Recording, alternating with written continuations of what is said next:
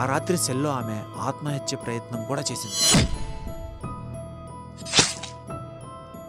Treatment చేయించి తిరిగి విచారణ మొదలుపెట్టారు పోలీసులు. ఆమె వద్ద దొరికిన సాక్ష్యాలను చూపించి మునియమ్మ చావుకి నువ్వే కారణమని ఎవిడెన్స్ చెబుతున్నాయని, నీ బ్యాగ్లో దొరికిన నగలు మునియమ్మ కొడుకుకి చూపిస్తే అవి తన తల్లివే అని అతను కన్ఫర్మ్ చేశాడు. తప్పించుకునే మార్గం లేదు. ఈ సాక్ష్యాలను మీ కోర్టులో సబ్మిట్ చేసినా నీకు మరణశిక్ష తప్పదు.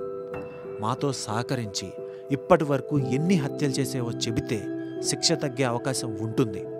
నిజం చెప్పు అని ప్రశ్నించేసరికి వేరే దారి లేక ఆమె ఓపెన్ అయ్యింది. తన నిజ స్వరూపాన్ని బయటపెట్టింది.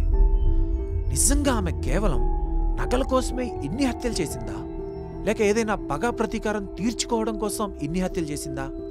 అసలు ఒక స్త్రీ ఎవరి సపోర్ట్ లేకుండా ఇన్ని హత్యలు ఎలా చేయగలిగింది? హత్యలు చేయడంలో ఆమె ఎన్నుకున్న ప్రక్రియ విన్న పోలీసుల్ని షాక్ గురిచేసింది.